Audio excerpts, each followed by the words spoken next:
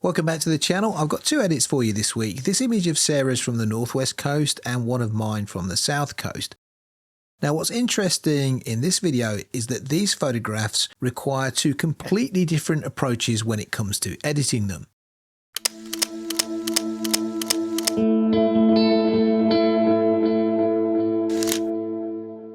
This is Sarah's photograph from the northwest coast. This is about a mile away from where we live, and it's the sand dunes next to St Anne's-on-the-Sea pier.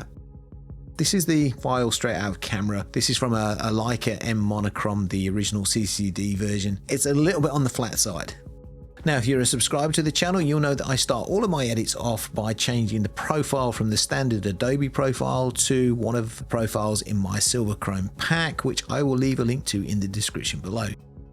And for a Leica monochrome image, I always use P32. And as you can see, it makes a massive difference to the image just with one click. Now you can get to this point by editing normally within Lightroom, but this just saves me a ton of time. Now, if we have a look at our black point, and we can do that by just clicking on this little icon here, we can see we've got some blue areas here. Now, these are the areas which will be black in the final print. Now, why is that important? Well, in black and white, we always like to have some blacks actually in the image. It just helps with contrast, and it just helps with getting some depth into the print itself.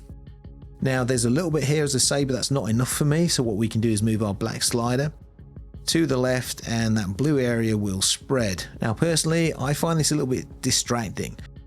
Now, my preference is to hold the Option key down and then just move the black slider, and I can see which areas are actually going to be black from here. If I take my finger off the Option key, it'll go back to the original photograph, and I can keep doing this until I find the point where I'm happy with those blacks, which I think is about there. Now, obviously that's brought the exposure down a little bit. Everything's become a little bit darker, so we need to increase the exposure a little bit. Now, if we use the exposure slider to do this, it affects the black point which we've just set. And I can show you that. If I just click on this here, those are all the areas in the frame which are going to be black. Now, if I move my exposure slider, they all start to disappear. We're just making everything brighter, including those black areas. If we use a tone curve, which is my preference, we can adjust the brightness of the image without really affecting the black point that we've just set. And even if we go really extreme in terms of brightness and really white out the entire picture, the deep blacks remain deep blacks.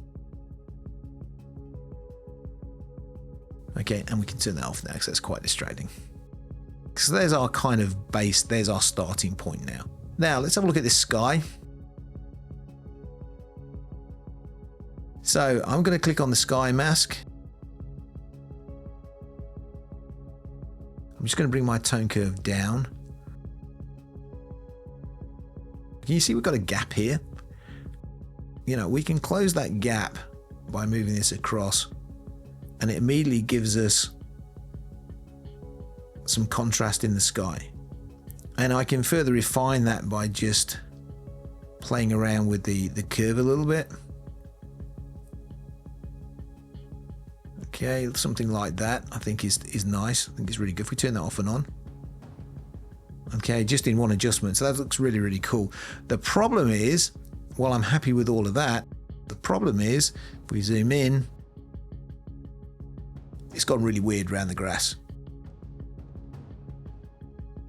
To get around that, what I'm going to do is click on my mask. I'm going to right click my mouse, intersect mask with linear gradient, and I'm just going to hold my shift key as I pull that down. You see the gradient there? You can really see it on the right of the frame more than anything else, just so it touches the edge of the grass. So we still retain that feel that we want, but if we zoom back in now, we can see that the grass is unaffected. Want to lift this area here, so I'm just going to do that with a brush. And again, if you follow this channel, you'll know that I have my brush mask assigned to a button on my mouse, so I only have to click my mouse once, the brush comes up, and I can just paint in. Now we can change the brightness of this, which is what we want to do, by using a curve. Okay, which is fantastic. It's as simple as that. Editing in Lightroom isn't difficult. Unfortunately, there's a million ways you can do things, and people kind of bog themselves down in doing things in very complicated ways, but Lightroom itself is not difficult to actually work and to actually get good results from. I'm just going to darken this area down here, again using a curve. Fantastic. And I just want to maybe add a little bit more detail in here with the sky. So I'm going to take another brush, I'm going to increase the brush size, paint in there, big brush, and then what I'm going to do here is just use the highlights slider because it's really subtle. There we go. Now let's zoom in, make sure that we're happy with everything.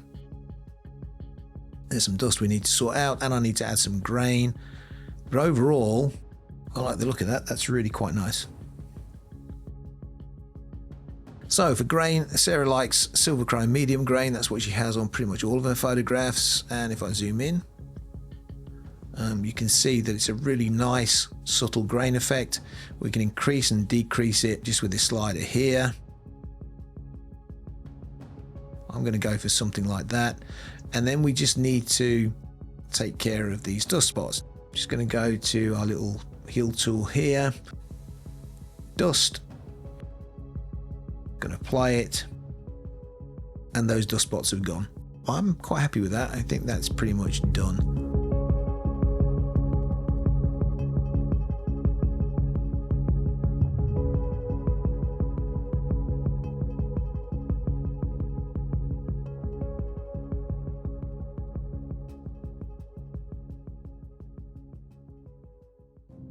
Let's take a look at this image of mine from Brighton, shot on a Leica M monochrome with a 50mm lens, and it's overexposed, which we can tell from the histogram here. All of this information should be sitting about here.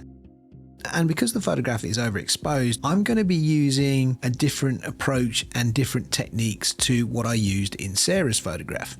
Now, normally when I'm working, the first thing I will do is change the profile from the Adobe monochrome profile to my SilverChrome P32 for a monochrome camera, but in this case, it'll just make everything harsh and contrasty. So I'm not going to do that at this stage.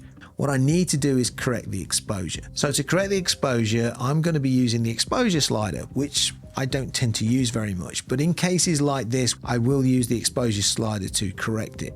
It's crude, but it does a reasonable job. Now I'm going to move the exposure slider to the left to the point where I've got detail in everything, particularly in this bird, because it's an important part of the image.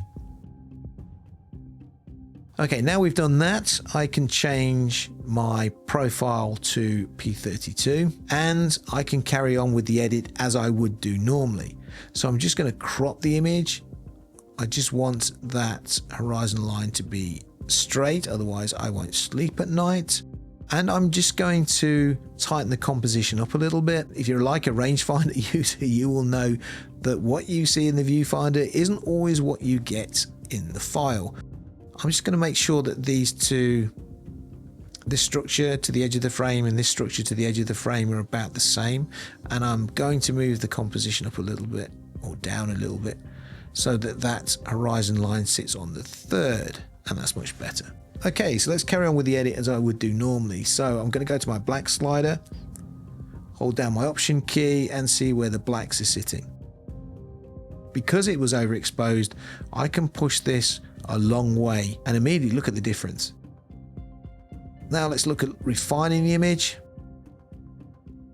Bring the overall exposure up a little bit, not too much. I can do that now because the image is basically in the right place for me to adjust using the tone curve. Bring up a brush, just paint in there. Go down to my tone curve, pull it down. Okay, which is quite nice. There we go. What I'm going to do next is work on the sky a little bit. Now, normally what I would do is use the sky mask. So if I use the sky mask on here, it does a really poor job in this image. It's going over the bird, it's going over the structures here, it's going over the sea. So I'm just going to remove that. And what I'm going to do with the sky is just use a big brush and do it like we used to do in the darkroom. So I'm just going to work on these areas up here. Now, what's happening here? Yes, it's going over the poles here, but we can adjust that once we have the mask in place. If we come down to the tone curve, you can see there's this big gap between the end of the highlights and the edge of the graph. So we can take our point here and move it in, and it will increase the contrast in the highlights. You can see that in the sky. Now, because we're not adjusting any of the tones where these poles sit, they're not being affected. So as long as I don't touch any of this area here or any of this area here where the poles sit, okay, they will not be affected to any great degree. And you can tell that. So if I move it in and out, okay, they're not really being affected.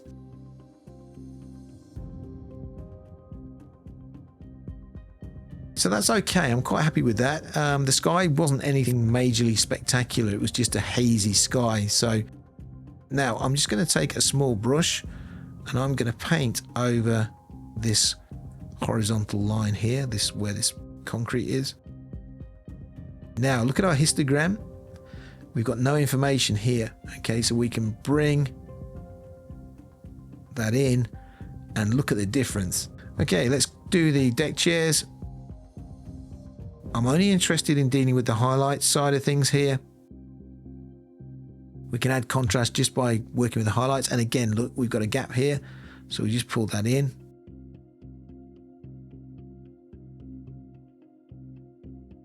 And I just feel it just needs a little bit more darkening down here. So let's take another brush here. Let's pull that down. There we go. Now, overall, I think it needs a little bit more contrast. So if we go back into our basic panel, we've already used the tone curve. Okay, so we can use the second tone curve, which they have here, which is this one, and we can just make a subtle change to the image. Now we just want to double check that I'm not losing anything on the bird. Okay, let's bring the highlights, okay, down a little bit, lights up a little bit. Yeah, that's fine. There's detail in the bird there. That's great. And if you check your histogram here, there's no clipping, so the bird is absolutely fine. Okay, then overall, I think maybe we could do with brightness adjustment, I guess.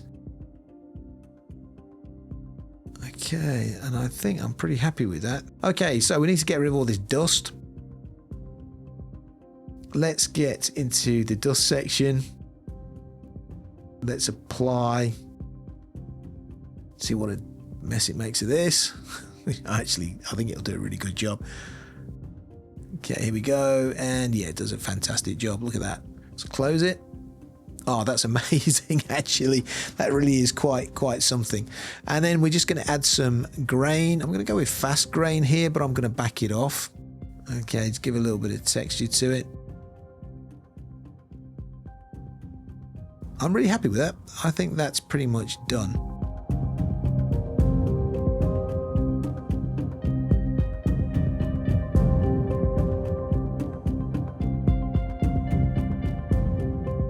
Thanks for watching. Don't forget to subscribe to the channel, and I'll see you guys in the comments.